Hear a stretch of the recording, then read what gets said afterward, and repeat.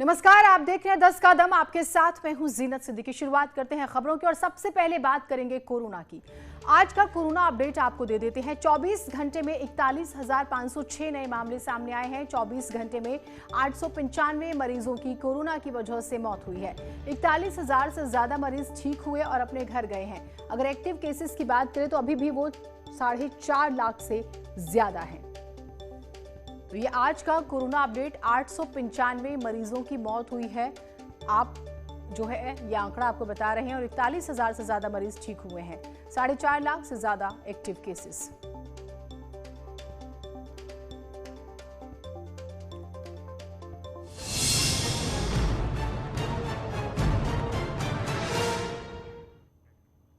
विश्व जनसंख्या दिवस के मौके पर आज मुख्यमंत्री योगी आदित्यनाथ यूपी में नई जनसंख्या नीति जारी करेंगे। सीएम योगी सुबह करीब 11:30 बजे जनसंख्या नीति 2021 से 30 पेश करेंगे। विश्व जनसंख्या दिवस के मौके पर सीएम आवास पर यह कार्यक्रम होगा। इस आयोजन में जनसंख्या स्थिरता पखवाड़े का उद्घाटन किया जाएगा। नई जनसंख्या नीति अगले 10 सालों के लिए मान्य होगी, यानी 2021 से लेकर 2030 तक। इसमें जनसंख्या नियंत्रण के लिए जागरूकता से लेकर परिवार नियोजन को बढ़ावा देने और हेल्थ क्लब बनाने पर जोर होगा। उत्तर प्रदेश में 2022 में विधानसभा चुनाव होने हैं। इससे पहले सीएम योगी ने एक बड़ा ऐलान किया। इसके कई सियासी मायने भी निकाले जा रहे हैं।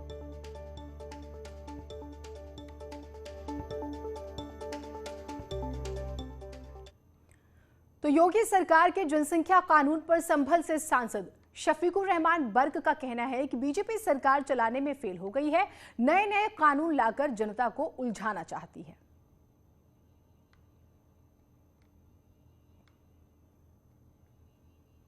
अब ये इधर उधर की बातें करके उलझाना चाहते हैं हमें कि साहब इसमें बच्चे कम पैदा करो फला। तो इससे पैदा कम करने से अगर ज़्यादा तादाद कम हो गई और दूसरे मुल्कों से कोई झगड़ा हमारा हुआ तो हम अपने मुल्क को कैसे बचाएंगे। ये कानून अल्लाह का कानून है जिसको कि हम मानते हैं, सारी दुनिया मानती है। और अल्लाह का कानून ये बना हुआ है कि अल्लाह ने जितनी भी रूहें पैदा की हैं वो सब आनी है इंसान की शक्ल में। तो कौन रोक लेगा इसको। आप रोकिए। वहीं कैबिनेट मंत्री भूपेंद्र सिंह ने कहा है कि ये नियम बनना बहुत जरूरी है ताकि सीमित संसाधनों का इस्तेमाल सभी लोग कर सके। लोगों को इस अभियान में बढ़ चढ़कर हिस्सा लेना चाहिए। जनसंख्या दर देश में दुनिया में सर्वाधिक है, तो सरकार इस पर निश्चित रूप से विचार कर रही है और जो भी प्रभावी कदम सरकार के द्वारा उठाए जा सकते हैं उस पर हम सब लोग मिलकर इस पर विचार करके माननीय मुख्यमंत्री जी, माननीय प्रधानमंत्री जी के नेतृत्व में देश की सुरक्षा से जुड़े और देश के मान सम्मान और देश की व्यवस्थाओं से जुड़े जो विषय हैं उन पर निश्चित रूप से काम करेंगे। जनसंख्या का मैंने पहले भी कहा, जनसंख्या वृद्धि देश के लिए, हमारे आप सबके लिए एक बड़ी चुनौती है, उसे नियंत्रित करना चाहिए।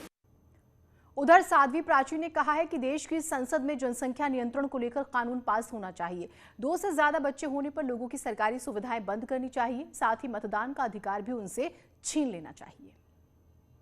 देश के अंदर एक विधान, एक संविधान, एक कानून हो और 2 बच्चों का कानून हिंदू, मुस्लिम, सिख, ईसाई सबके लिए अनिवार्य होना चाहिए। ये देश हित में है, राष्ट्र हित में है। हर राष्ट्रवादी को इसका पालन भी करना चाहिए और ऐसा नहीं कि एक तरफ तो 2 बच्चे होंगे और दूसरी तरफ 5 बीबी 2-2 बच्चों की लाइनें लग जाए। एक व्यक्ति के 2 बच्चे हो, चाहे बीबी कितनी भी हो, वो अलग बात है, लेकिन बच्चे उसके 2 ही होने चाहिए। इतना जरूर निवेदन करूंगी, उनकी जो मूलभूत सुविधाएं, सबसे पहले वोट देने का अधिकार उसका बंद हो जाना चाहिए। वोट देने का अधिकार छिन जाना चाहिए और उसका जो सरकारी सुविधाएं हैं वो सब समाप्त हो जानी चाहिए। तो योगी सरकार के जनसंख्या नियंत्रण नीति को लेकर आप सांसद संजय सिंह ने निशाना साधा। उन्होंने कहा है कि सरकार को पहले संघ से इस मसले पर बात कर लेनी चाहिए। आदित्यनाथ जी संघ से इतना नाराज क्यों है? पहले घर में बैठ के तो डिसाइड कर लो दोनों लोग कि करना क्या है, क्या करना है। हमारा सवाल ये है 2 बच्चे पैदा करना है कि 10 बच्चे पैदा करना है कि 4 बच्चे पैदा करना है, ये संघ के लोगों से मिलके, साक्षी महाराज से मिलके पहले आदित्यनाथ जी तय कर रहे हैं। सरकारी योजनाओं को रोकने की जो बात आप कर रहे हैं, इस देश के, इस प्रदेश के गरीब लोगों का हक मारने की बात आप कर रहे हैं। आज विश्व जनसंख्या दिवस है। बढ़ती जनसंख्या को लेकर समाज को जागरूक करने के लिए जरूरत है, इसे लेकर सीएम योगी ने ट्वीट किया है। बढ़ती हुई जनसंख्या समाज में व्याप्त असमानता समेत प्रमुख समस्याओं का मूल है। समुन्नत समाज की स्थापना के लिए जनसंख्या नियंत्रण प्राथमिक शर्त है। आइए हम विश्व जनसंख्या दिवस पर बढ़ती जनसंख्या से बढ़ती समस्याओं के प्रति स्वयं और समाज को जागरूक करने का प्रण लिए। अनामिका हमारे साथ, हमारे सहयोगी जुड़ी हुई। अनामिका, आज की सबसे बड़ी खबर यह है और सबकी इस पे नजर है, ये बताइएगा कि जो मूल है इसका वो क्या है, इस पूरे कानून का जो ड्राफ्ट तैयार किया गया है? देखिए जीनत, 25 करोड़ की आबादी है उत्तर प्रदेश की और अब सरकार जनसंख्या नियंत्रण को लेकर काम करने के लिए आगे बढ़ रही है, जिसके लिए ड्राफ्ट तैयार करवाया जा चुका है राज्य विधि आयोग की तरफ से। हालांकि मुख्यमंत्री आज इसकी नीति जो है वो जारी भी करेंगे, यानी कि वो जो बुकलेट जारी की जाएगी आज, वो काफ़ी महत्वपूर्ण हो जाती है कि आखिर सरकार ने जो नीतियाँ बनाई हैं जनसंख्या नियंत्रण को लेकर, उसमें मोटे तौर पर क्या क्लॉज रखे गए हैं। हालांकि राज्य विधि आयोग से जब हमारी बात हुई थी, जो उनके अध्यक्ष आदित्य मित्तल, उन्होंने जो जानकारी दी थी उसके मुताबिक ये प्रयास किया गया है कि बगैर सजा का प्रावधान किए हुए लोगों को जागरूक किया जाए इस बारे में कि उन्हें किस तरीके से 2 बच्चे रखने पर या इससे कम बच्चे रखने पर फायदा हो सकता है। यानी कि प्रयास ये किया गया कि लोगों को प्रोत्साहित किया जाए। ये कहा गया कि 77 ऐसी योजनाएं हैं, 77 ऐसी योजनाएं हैं सरकारी जिसका फायदा आपको मिल सकता है अगर आपके 2 बच्चे हैं। 2 से ज़्यादा बच्चे होते हैं तो आपको इन योजनाओं से वंचित रखा जाएगा और बहुत सारी जो चुनाव है उसमें लड़ने के लिए भी आप अधिकृत नहीं होंगे। हालांकि इस बीच ये भी क्लॉज रखा गया है कि अगर किसी का बच्चा दिव्यांग पैदा होता है या उसको किसी कारणवश दूसरी शादी करनी होती है, जो कि अलग अलग धर्मों में इसकी परमिशन है, तो उसके लिए भी क्लॉज अलग से बनाए गए हैं। यानी कि क्लॉज वाइज ये समझाने का प्रयास किया गया है कि आपको कोई सजा नहीं दी जाएगी, लेकिन हाँ इतना ज़रूर है कि अगर आपके 2 बच्चे होते हैं या आप जनसंख्या नियंत्रण को लेकर ये परहेज करते हैं तो आपको अलग अलग योजनाओं के जरिए फायदा पहुंचाया जाएगा और आपको इसका फायदा होगा। हालांकि इसके लिए भी लोगों की रायशुमारी भी की जा रही है। 19 जुलाई तक लोगों से राय मांगी गई है। उसके बाद इसमें इस क्लॉज में थोड़े बहुत बदलाव भी हो सकते हैं। बड़ा मुद्दा है ये, चूंकि उत्तर प्रदेश में विधानसभा के चुनाव है, लिहाजा सियासी मुद्दा है ये। एक मौलाना का जिस तरीके से बयान आया था, उनका बयान आपने सुना भी होगा कि चूंकि यूपी में चुनाव है, लिहाजा एक वर्ग को टारगेट करने का प्रयास किया जा रहा है। लेकिन बहुत सारे ऐसे लोग हैं, पॉलिटिकल नेता ऐसे हैं जो इसके पक्ष में हैं और ये कह रहे हैं कि हाँ अभी समय आ चुका है जब उत्तर प्रदेश की आबादी बेतहाशा बढ़ रही है और सरकार को इस बाबत स्टेप उठाने चाहिए। क्योंकि विश्व जनसंख्या दिवस वैसे तो हर साल होता है, हर साल मनाया जाता है, सरकार अपने लेवल पे जो प्रोग्राम चलाती है वो हर साल चलते रहते हैं, लेकिन इस बार सरकार अनामिका, आपने क्लॉज की बात की, एक क्लॉज ये भी है कि अगर किसी का एक बच्चा, पहला बच्चा एक होता है, दूसरा जुड़वा होता है, तो भी आपके खिलाफ कोई कार्रवाई नहीं होती है, आपको सुविधाओं से वंचित नहीं रखा जाएगा। अब सवाल ये है अनामिका, विपक्ष का जो विरोध है, क्या सिर्फ इसी बात पे कि चुनाव होने वाले हैं, सिर्फ इस बात पर आप विरोध करेंगे? क्या आपको देश की समस्याएं, जरूरतें महसूस नहीं हो रही? और कोविड से बड़ा एग्जाम्पल तो कोई है ही नहीं हमारे सामने। हमने देखा कि संसाधनों का अभाव किस तरह से लोगों के जीवन पर भारी पड़ा।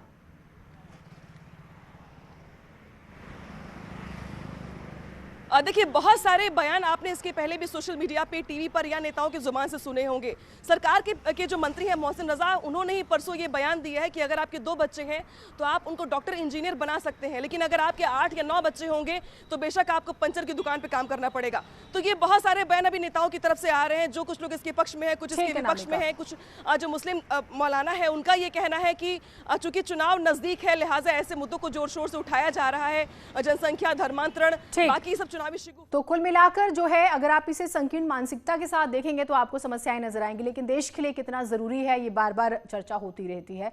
आगे बढ़ते हैं। यूपी में ब्लॉक प्रमुख चुनाव को लेकर कांग्रेस ने बीजेपी पर निशाना साधा। प्रवक्ता रणदीप सुरजेवाला ने ट्वीट कर लिखा है, यूपी के महाजंगल राज की बात करें तो यूपी में महाजंगल राज है। वो ये कह रहे हैं, उन्नाव में पत्रकार के साथ पिटाई हुई, हाथरस में बीडीओ ऑफिस में हमला हुआ, बसों में आगजनी होती है, बहराइच में अपहरण होता है और रोकने में एक की हत्या हो जाती है। क्या यही है बीजेपी के अच्छे दिन? रणदीप सिंह सुरजेवाला जो हैं वो ट्वीट कर रहे हैं और बीजेपी पर निशाना साध रहे हैं उत्तर प्रदेश में हुए ब्लॉक प्रमुख चुनाव को लेकर।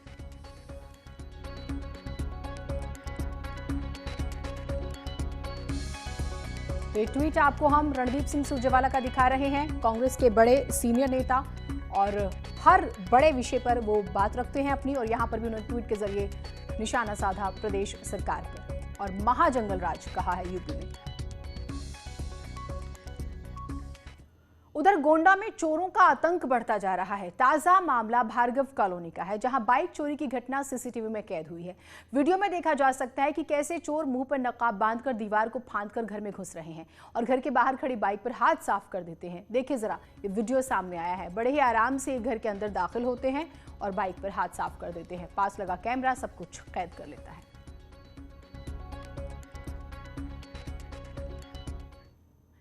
और चंदौली में एक एम्बुलेंस चलती ट्रेन से टकरा गई है। मामला व्यासनगर स्टेशन के पास का है, जहां वाराणसी से मैसूर जा रही फेस्टिवल स्पेशल ट्रेन से एम्बुलेंस टकरा गई। जानकारी के मुताबिक एम्बुलेंस ड्राइवर नशे में था और मानव रहित फाटक से गुजर रही ट्रेन से ट्रेन जो थी उसने टक्कर मार दी, लेकिन ड्राइवर नशे में था। ये एक बड़ी लापरवाही की बात सामने आ रही है।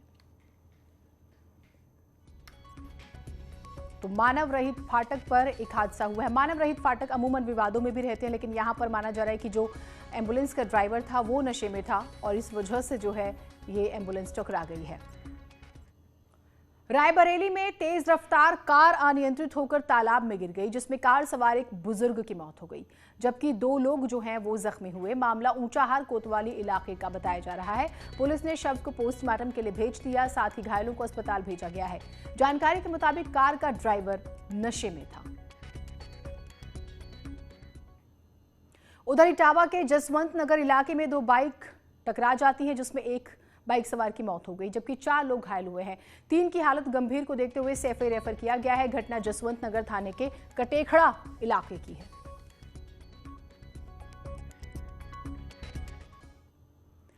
उधर बागपत में ईस्टर्न पेरिफेरल एक्सप्रेसवे पर भीषण आग लग गई है। चंद मिनटों में ही पूरी कार जल गई। कार में आग लगी थी और इसमें 2 लोग सवार थे। अच्छी बात रही कि उन्होंने कूदकर अपनी जान बचा ली है। कार में आग लगने का वीडियो जो है वो सोशल मीडिया पर अब वायरल हो रहा है। ईस्टर्न पेरिफेरल इलाके में खेकड़ा इलाके का पूरी घटना है। दरअसल दूसरी घटना हाथरस की हम आपको दिखा रहे हैं, जहां कार में अचानक आग लग गई। कार सिकंदरा मऊ में समाजवादी पार्टी कार्यालय के बाहर खड़ी थी। आग लगने के कारणों का भी पता नहीं चल सका है, लेकिन आग जो है उसने कार को पूरी तरह से क्षतिग्रस्त कर दिया।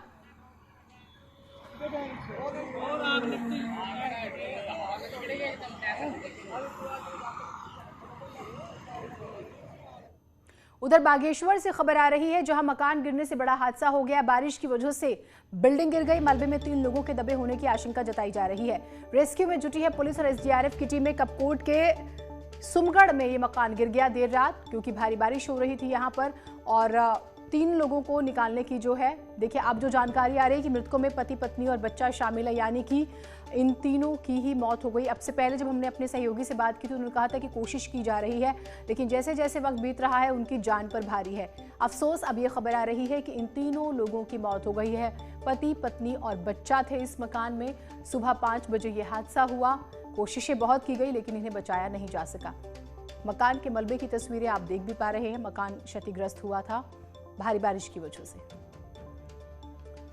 और एक ही परिवार के 3 लोगों की मौत हो गई। जरा तस्वीरें देखिए आप। बारिश की वजह से यह हादसा हुआ, और आप जानते भी हैं कि पहाड़ों में बहुत मजबूत तो नहीं, सुविधाजनक मकान जो हैं वो बनाए जाते हैं, और ज़रा सी बारिश जो है वो उन्हें तबाह कर देती है। तो यहाँ पर भी ऐसा ही हुआ। बारिश हुई, आंधी तूफान रहा, मकान गिर गया, पति पत्नी और बच्चा एक 3 लोगों की मौत हो गई। और सुबह 5 बजे का वक्त बताया जा रहा है हादसे का।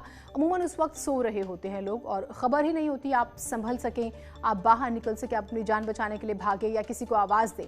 और जिस तरह का आप ये पूरा क्षेत्र देख भी रहे हैं कि बहुत दूर दूर पर मकान है, बहुत ही ज़्यादा दूरी पर, तो चाह कर भी एकदम से लोग आपको समस्या में देख के मदद के लिए नहीं आ पाते। जब तक खबर होती है काफ़ी देर हो जाती है। बढ़ाइएगा जोश जब ओलंपिक में उतरेंगे मेन इन ब्लू। आप भी पहनिए टीम इंडिया वाली टी-शर्ट। जानिए इसे जीतने का क्लू। बस स्क्रीन पर दिख रहे QR कोड को स्कैन करें और क्विज में हिस्सा लें। जुड़े न्यूज़ 18 के साथ और रोज खेलिए इस क्विज को और जीत लीजिए टीम इंडिया की टी-शर्ट।